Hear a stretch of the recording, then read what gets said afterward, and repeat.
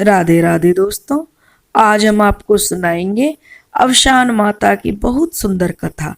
अगर आपको हमारी कहानी पसंद आए तो प्लीज़ हमारे चैनल अपनी संस्कृति को लाइक करें, सब्सक्राइब करें और शेयर करें। एक गांव में दो भाई रहते थे। दोनों शादीशुदा थे, अपनी अपनी पत्नियों के साथ रहते थे। जो छोटी बहू थी वह बहुत भोली भाली थी और पूजा पाठ में बहुत मन लगाती थी और अवशान माता को भी बहुत मानती थी। और जो उसकी जेठानी थी वह उसके विपरीत बहुत तेज, चंट, चालाक थी। तो जो बड़ी बहू थी वह और उसका पति दोनों ही चालाक थे, लेकिन जो छोटी बहू थी उसके पति में कुछ बुरी आदतें थी, जिसके कारण उसकी जो जेठानी उस पर राज करती थी। क्योंकि एक तो वह भोली भाली थी, दूसरा उसका पति भी उसका साथ नहीं देता था। और ससुराल में अगर पति का साथ ना हो तो पत्नी कुछ नहीं कर पाती है। तो यही उस बेचारी के साथ था। घर में किसी भी प्रकार की कोई कमी नहीं थी, लेकिन जो जेठ और जेठानी थे वे उनको जो लालच आ जाता है, क्योंकि जो उनका उस छोटी बहू का पति होता है वह शराब बहुत पीता है और जुआ भी खेलता है। इन बुरी आदतों के कारण जेठ जेठानी उन्हें घर से निकाल देते हैं और उनकी जो सारी प्रॉपर्टी होती है उस पर अपना कब्जा कर लेते हैं और अपने घर के पास ही एक झोपड़ी उन्हें रहने के लिए दे देते हैं, जिसमें वे दोनों पति पत्नी रहने लगते हैं। पति का कोई काम धंधा भी नहीं था और जो पत्नी थी, बेचारी छोटी बहू थी, वह अपनी जेठानी के घर में ही नौकरानी का काम करती थी। वह जो कमाती थी उसका पति उसे जुआ और शराब में उड़ा देता था, जिससे वह कभी कभी बेचारी भूखी ही रह जाती थी। लेकिन वह अपने पति को कभी भूखा नहीं रहने देती थी। उसके पति को जरा भी उस पर दया नहीं आती थी कि उसकी पत्नी उसके लिए कितना कुछ करती है, कितने दुख झेल रही है। इससे उसे कोई मतलब नहीं था। वह उसकी कोई इज्जत भी नहीं करता था। जेठ जिठानी भी उसका खूब फायदा उठाते थे। उन्हें कम पैसों में एक नौकरानी जो मिल जाती है। ऐसे ही समय बीत रहा था।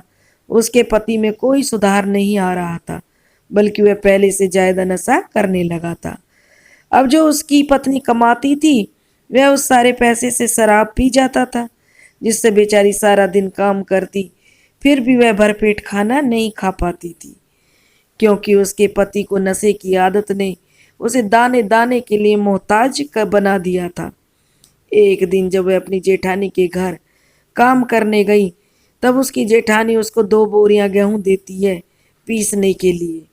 कि अब वह गेहूं पीसने लगती है तो वह एक बोरी गेहूं पीसते पीसते ही बहुत थक जाती है और उसे बहुत तेज भूख लगने लगती है, लेकिन उसको समझ नहीं आता है कि वह क्या करे। तभी वह सोचती है क्यों ना मैं थोड़ा सा आटा अपने आंचल में छिपाकर अपने घर ले जाऊं, जिससे रोटियां बनाकर खा लूं। और वह ऐसा ही करती है। कहते हैं ना कि भूख कुछ भी करवा सकती है। जब वह पूरा गेहूं पीसकर शाम को अपने घर जाती है तो उस आटे से रोटी बनाकर खा लेती है, जिससे उसे थोड़ी सी तसल्ली मिलती है। अब उसकी जेठानी को उसका आटा पिसा हुआ बहुत पसंद आता है, जिससे उसकी जेठानी अपने आस पड़ोस में सबसे बताती है कि हमारी छोटी बहू बहुत अच्छा आटा जो पीसती है।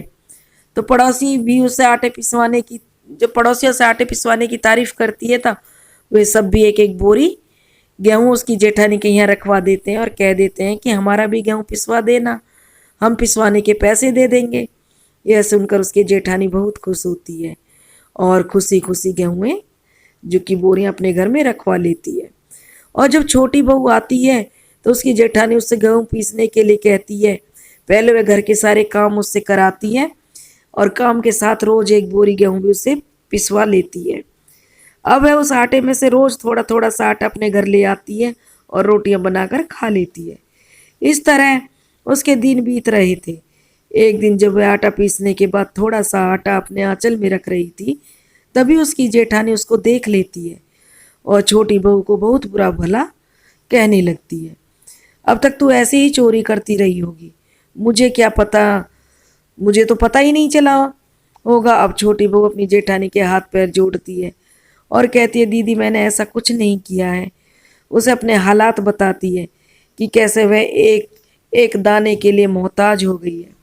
इसलिए भूख के आगे बेबस होकर उसने यह कदम उठाया है। लेकिन उसकी जेठानी उससे कहते कि नहीं, तू चोर है, तूने पता नहीं मेरे घर में से क्या क्या चोरी किया होगा। लेकिन वह जेठानी से माफ़ी मांगती है और कहती है, आगे से चाहे मैं भूख से मर जाऊं, लेकिन दोबारा ऐसा काम नहीं करूंगी। उसकी जेठानी भी उसको अच्छे से जानती है कि वह कितनी संस्कारी है, और वह भी जानती है कि अगर यह चली जाएगी तो इतने कम पैसे में मुझे नौकरानी कहाँ से मिलेगी। तो कहती है, चलो ठीक है, तुम्हारी पहली गलती है इसलिए माफ़ कर देती हूँ, लेकिन मुझे आगे से कोई शिकायत नहीं मिले। ऐसा बोलकर वह छोटी बहू से उस दिन के काम के पैसे उसे नहीं देती है और काम से नहीं निकालती है। अब जब वह बेचारी भूखी प्यासी घर पहुंचती है तो उसका पति उससे पैसे मांगता है। तो छोटी बहू से सारी बात बताती है और कहती है कि दीदी ने आज मुझे पैसे नहीं दिए। जब उसका पति यह सुनता है तो वह अपनी पत्नी को खूब पीटता है, और क्योंकि उसे तो शराब और जुए की लत थी और उसे बहुत तलब उठ रही थी दारू पीने के लिए। जब वह अपनी पत्नी को बहुत पीटता तो उस बेचारी के सब्र का बांध टूट जाता है। वह सोचती है कि ऐसे जीने से तो अच्छा मर जाना चाहिए। ऐसा विचार कर वह घर से निकल जाती है और बहुत दूर जंगल में चली जाती है और एक पेड़ के नीचे बैठकर जोर जोर से रोने लगती है। वह नीम का पेड़ होता है जिसके नीचे बैठकर वह जोर जोर से रो रही थी। तभी एक बुढ़िया वहाँ पे आती है और उससे पूछती है, बेटी क्या बात है जो तुम इतनी जोर जोर से रो रही हो। तो वह कहती है, माँ जी कुछ नहीं, मैं दुखिया हूँ और अपने कर्मों को भोग रही हूँ। तो इस तरीके से बोलती है। तो वह बुढ़िया माई कहती है, जो कि अवसान माता होती है, कि नहीं बेटी क्या बात है, तुम मुझे सारी बात बताओ। तो वह कहती है, माँ जी कोई ऐसी बात नहीं है। लेकिन जब बुढ़िया माई जोर देती है तो वह उसे सारी बात बता देती है कि उसके हालात कितने बुरे हैं और उसका पति जुआरी और शराबी है, ना उसकी कदर करता है और पैसे नहीं मिलने पर उसे खूब पीटता है। तब अफशान माता उससे कहती है कि ये लो बेटी एक पत्ता, उसे देती है कि इसे ले जाओ और अपने सिराने रखकर सो जाना, और अब तुम्हारे बुरे दिन जो बीत चुके हैं, अब तुम्हारा जो बाकी का जीवन है वह खुशियों से भरा और सुखमय होगा। वह कहती है, माँ जी क्यों आप मुझसे दुखिया से मजाक कर रही हो। वह कहती है, बेटी तुम मेरा विश्वास करो और जब तुम्हारी मनोकामना पूरी हो जाए तो तुम 7 सुहागनों को बुलाकर मेरी पूजा करना, मतलब अवसान माता की पूजा करना। तो बुढ़िया के कहे अनुसार वह जंगल से वह पत्ता लेकर अपने घर आ जाती है और उस पत्ते को अपने सिराने रखकर रात को सो जाती है। रात को बुढ़िया माई उस शराबी जो उसका पति था उसके सपने में आती है और उससे कहती है कि कल तेरी पत्नी की मृत्यु हो जाएगी। तो यह सुनकर उसका पति घबरा जाता है और कहता है कि इसका कोई उपाय। तो उसकी जो बुढ़िया माई थी वह सपने में कहती है कि अगर तू उसकी सिर पर हाथ रखकर सौगंध खाएगा कि आज के बाद दारू और जुआ छोड़ देगा तो वह जीवित हो जाएगी, अगर तूने ऐसा नहीं किया तो वह मृत्यु को प्राप्त हो जाएगी। तो जब वह सुबह उठता है तो उसे सारा सपना याद होता है।